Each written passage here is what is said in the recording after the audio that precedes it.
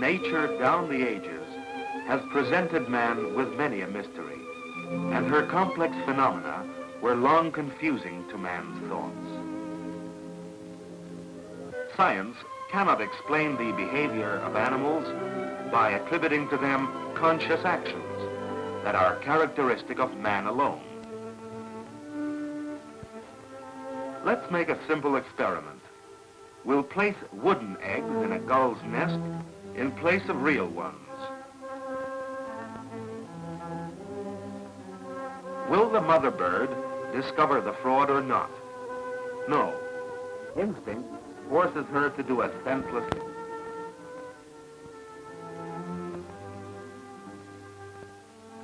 She attempts to hatch not only wooden eggs, but even a wooden block.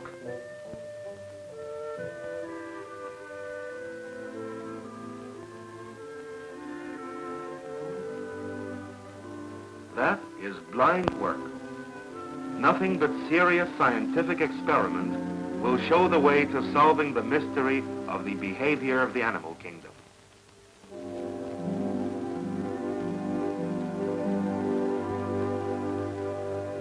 Study, compare, and add up the facts. Without them, your theories are efforts made in vain. That was expounded by the greatest physiologist of our times, Ivan Pavlov. Many years of his life he devoted to an objective study of the activity of the brain, and the secrets of animal behavior were revealed to man for the first time. We begin with simple problems and proceed to the more complex. Absolutely painless for the dog, a tube is inserted into the saliva gland. It allows to form a judgment of the work of the brain by watching the amount and time of saliva secretion during meals. From the nerves of the tongue, the stimulation that is aroused by food reaches the medulla. It is then transferred to the nerve cells of the saliva center, and from there travels along the central nerve to the saliva glands, arousing them to activity. Simultaneously, the excitation also reaches the nerve cells in the cortex. Such simple reactions of the nerve system to stimulation, Pavlov called unconditioned reflexes. They reveal the exceptional adaptability of the organism to its outward surroundings. The dog is given a rusk. It arouses a large amount of saliva. This is necessary and useful. Otherwise, the dry bread is hard to swallow.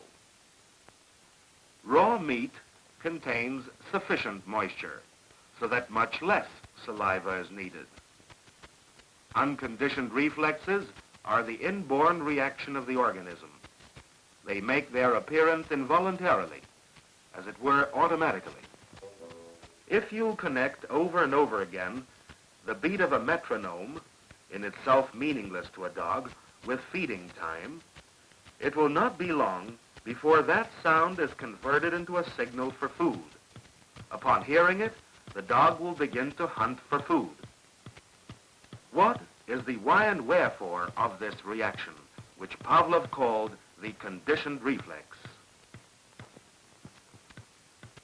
Through special nerves, the sound of the metronome arouses the hearing center in the cortex. Simultaneously, the excitation from the conditioned food reflex also spreads to the cortex. In other words, two centers of stimulation are formed.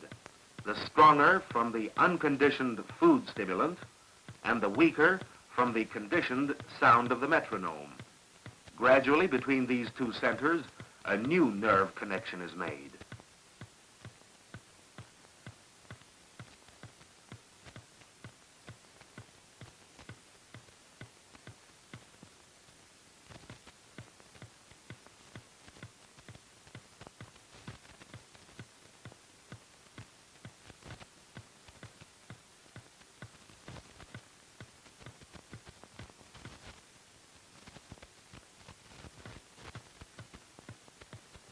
Now, the conditioned excitation from the metronome reaches the saliva glands and stimulates them to activity. Saliva is discharged under the influence of sound alone.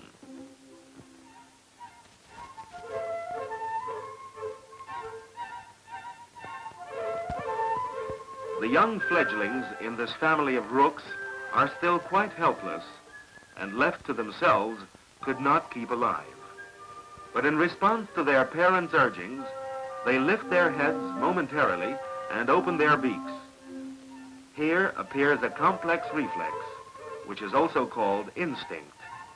Without it, the fledglings would perish of hunger.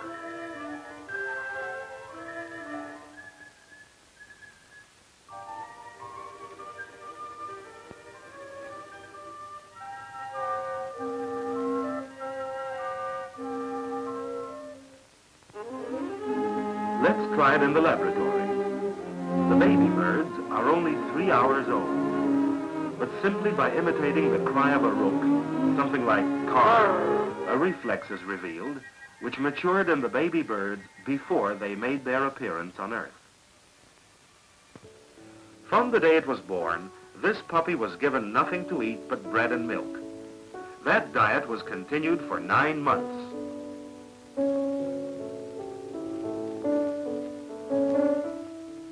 When the puppy grew up, it saw meat for the first time. But familiar with neither the smell nor the taste of this new food, it was completely indifferent.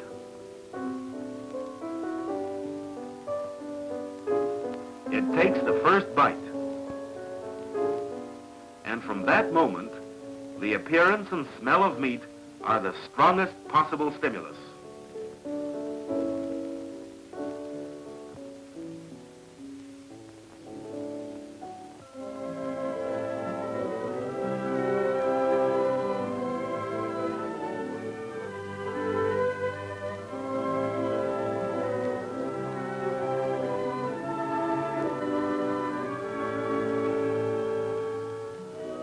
But experience does not come immediately.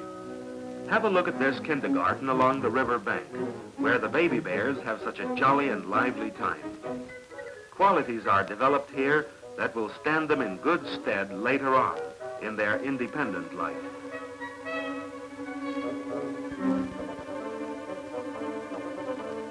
Smells and sounds, which he does not yet understand, attract this baby bear to the forest.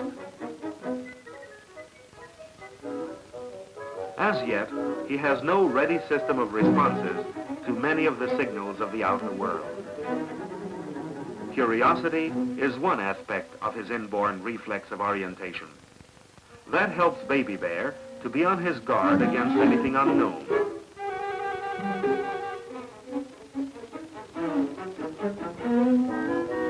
In justification of this Baby Bear, it should be said that so far, he's only gone through the preparatory class in life's experience.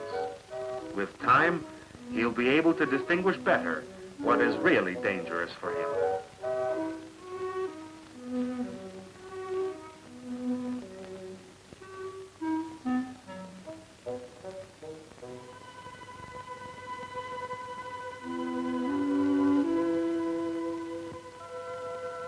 Actual danger stalks the trail of the forest inhabitants much more often. Mr. and Mrs. Squirrel are surrounded by danger on all sides. Their tiny offsprings, too.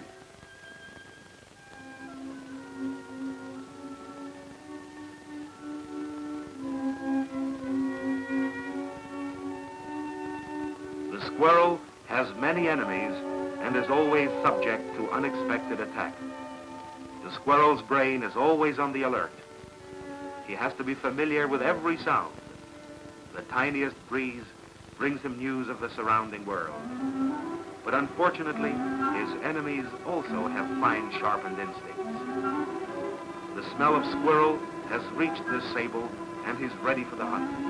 But the squirrels have sensed the approach of the hunter in time. Defense in this case means running away as fast as they can.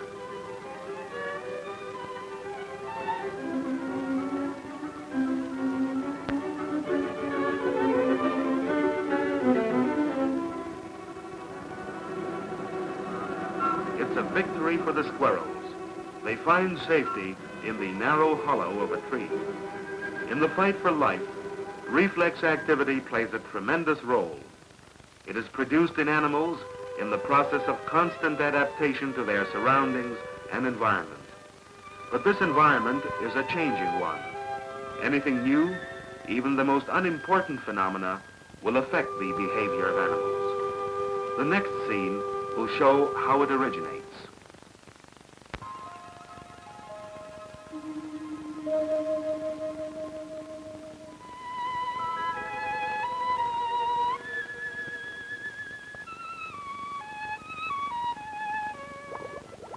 The sound you hear is a conditioned food stimulant. It spells eating time to the little carps.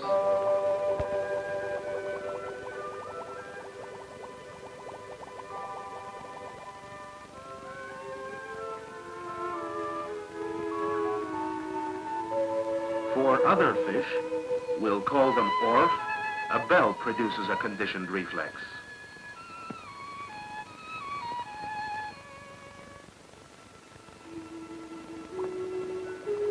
Even if you put all the fish together in one aquarium, everything will be orderly at feeding time. They are quite willing to take turns being fed. This time the little carps are rushing to the feeding place.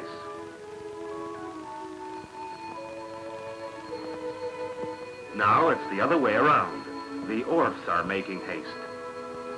This is a clear example of the formation of new temporary ties, such as can arise even in the very elementary brain of the fish.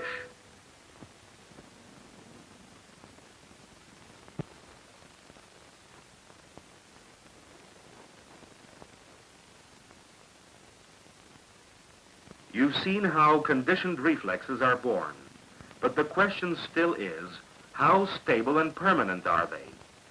For the answer, let us refer to experimentation with a dog. In this case, the beat of the metronome produces a conditioned food reflex. Watch the dog's reaction. There's the metronome all right, but how about some food?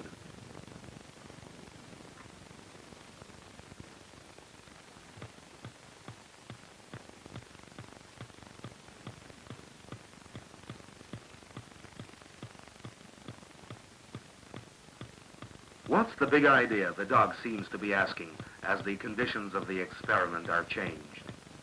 But the conditioned food excitant still deceives the dog. Its reaction to the signal is weaker and weaker, however, and finally it pays no attention at all to the sound.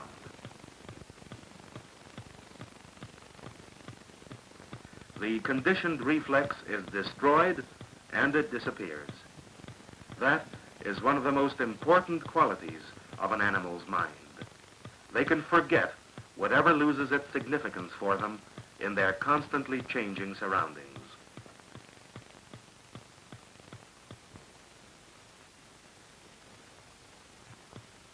Let's continue the experiment.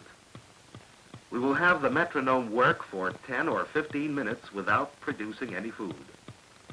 The sound now produces in the dog's brain what Pavlov called checking the reflexes. The dog falls asleep. This process of checking, which spreads to the cortex, in itself induces sleep. Academician Pavlov proved that the checking process in the brain saves the nerve cells from injury and restores their normal working capacity. Pavlov called this a safeguard, and he proposed utilizing sleep as a means of cure.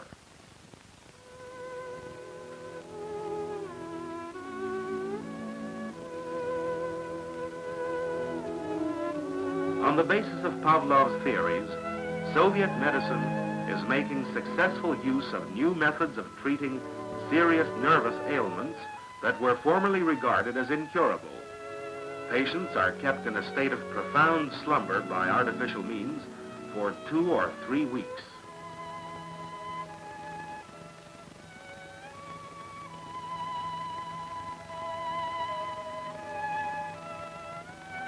Thanks to such sleep, men and women doomed to death have been returned to health and work.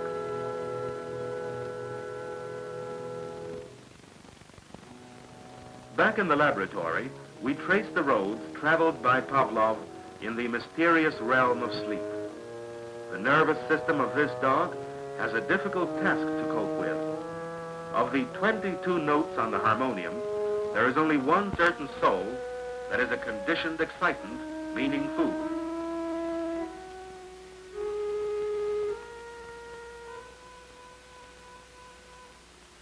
All the remaining tones that do not spell feeding time become checking stimulants.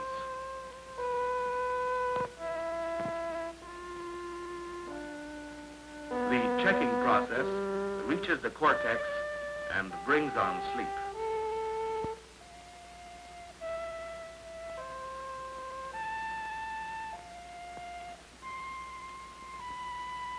Amidst all the other irrelevant sounds, the signal note is heard. The dog wakes up. It's obvious that the brain's connection with the outside world is not broken even during sleep. So much for the signals produced by musical instruments. Now listen to the melody of the forest.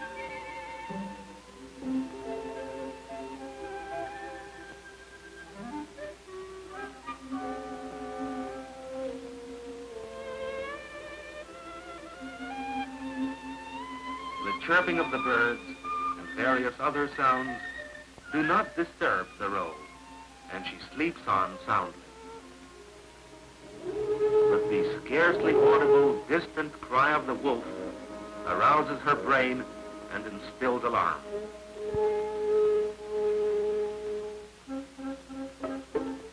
Not all the cells of the cortex are asleep.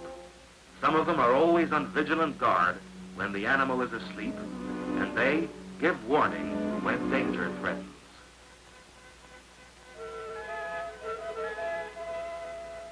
And so, step by step, Pavlov furnished the explanation of complicated facts in the behavior of animals.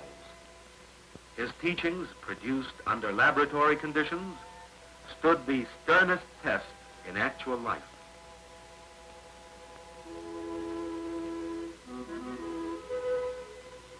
Now, when we emerge into the wonders of the world, the hidden meaning behind many ordinary phenomena becomes clear to us.